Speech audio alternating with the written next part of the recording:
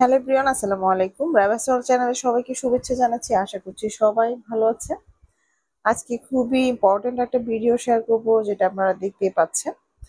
এটা হচ্ছে খোলা পিঠা কিভাবে তৈরি করে। এটা আমরা অনেকেই জানি, আবার অনেকেই হচ্ছে জানি না বা তৈরি করতে চাচ্ছি। নতুন যারা আছি যে কখনো তৈরি করা হয়নি, তো তাদের জন্য হচ্ছে আমার আজকের ভিডিওটা।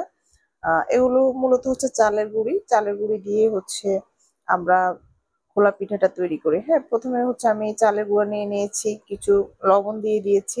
খোলা পিঠার মেইন যে জিনিসটা, প্রথমে আমাদেরকে ঠান্ডা যে পানিটা আছে, ঠান্ডা পানি দিয়ে দিতে হবে। হ্যাঁ, ঠান্ডা পানি দিয়ে আমি কিছুক্ষণ এভাবে মথে নিব।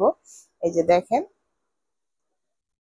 আমার এখানে পানির পরিমাণ কম হয়েছে, আমি আরো কিছু পানি দিব। হ্যাঁ, পানি দেওয়ার পরে ডোটা আমি যেভাবে তৈরি করছি আপনারা দেখলে বুঝতে পারবেন। আর অবশ্যই এভাবে তৈরি করার চেষ্টা করবেন, এতে করে পিঠাগুলো খুবই সুন্দর হবে এবং আমরা যখন খোলাতে দিব তখন এগুলো উঠে যাবে তাড়াতাড়ি। হ্যাঁ, এভাবে আমি ঠান্ডা পানি দিয়ে হচ্ছে ডোটা মূলত প্রথমে তৈরি করব। এরপরে আমি কুসুম গরম পানি দিব একটু পরে। হ্যাঁ, এই যে দেখেন, ঠান্ডা পানি দিয়ে আমি এরকম করে নিব। এই যে আপনারা যদি চান যে হাতে সাহায্য করবেন করতে পারেন, যদি চামচ দিয়ে করতে চান করতে পারেন, কোনো সমস্যা নেই। আমি হাত দিয়ে করছি। হ্যাঁ, তো এই যে এরপরে হচ্ছে আমি যে কাজটা করব সেটা হচ্ছে আমি কুসুম গরম পানি দিয়ে দিচ্ছি এখানে। এটা হচ্ছে একদম কুসুম হতে হবে এমন না যে ফুটন্ত পানি দিতে হবে, ওইরকম না, কুসুম গরম পানি হলেই চলবে। এরপরে আমি পানির সাথে আটাটা আমি এইভাবে মিশিয়ে নিব। এই যে দেখেন, আমার ডোটা এরকম হয়েছে। এই যে আপনারা চাইলে আরেকটু পাতলা করতে পারেন। আপনারা পিঠাটা কিরকম খেতে চান তার উপর ডিপেন্ড করবে। যদি খুব পাতলা খেতে চান তখন হচ্ছে আপনারা একটু পানি মিক্স করতে পারেন। আর মূলত এরকম হলে খুবই ভালো।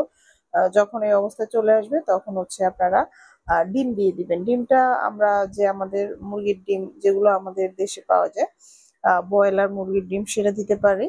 আর সবচেয়ে ভালো হয় যদি আমরা হাঁসের ডিমটা ইউজ করি। হ্যাঁ, আমাদের দেশি হাঁসের যে ডিমগুলো আছে সেগুলো যদি আমরা ইউজ করি সেক্ষেত্রে হচ্ছে পিঠাগুলো বেশি সুন্দর হয়। তো আমার এখানে আমি ডোটা আরেকটু পাতলা করার জন্য পানি দিয়ে দিয়েছি আরেকটু। হ্যাঁ, সামান্য পরিমাণ পানি ইউজ করলাম যাতে পিঠাটা সুন্দর হয়। হ্যাঁ, এই পিঠাগুলো খুব বেশি ভারী যখন হয় তখন খেতে খুব একটা ভালো লাগে না। একটু পাতলার মধ্যে যখন হয় তখন ভালো লাগে।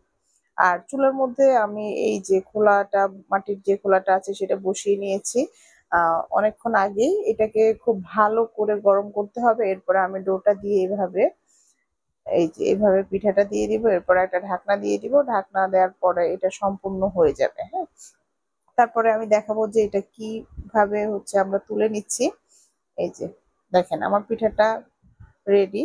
আপনারা দেখলে বুঝতে পারবেন যে এতটা পারফেক্ট হয়েছে আমার ডোটা তৈরি করা, এবং পিঠার এই যে পিঠাটা এত সুন্দরভাবে উঠে চলে আসছে। এইভাবে আমরা একে একে সবগুলো পিঠা বানিয়ে নিব। তো খোলা পিঠা বানানোর ক্ষেত্রে আমাদের যে বিষয়টা মেইন সেটা হচ্ছে প্রথমে ঠান্ডা পানি দিতে হবে, এরপরে হচ্ছে কুসুম গরম পানি দিতে হবে। আর মাটির খোলাটাকে খুব ভালোভাবে গরম করে নিতে হবে, এতে করে পিঠেগুলো তাড়াতাড়ি উঠে চলে আসবে।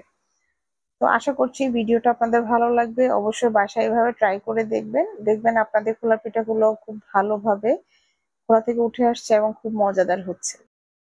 এই খোলা পিঠাগুলো গরুর মাংস দিয়ে খেতে যথেষ্ট ভালো লাগবে।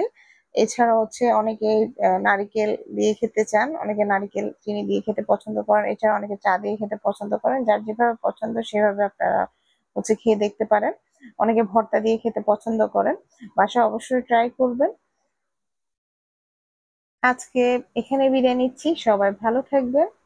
আল্লাহ হাফেজ।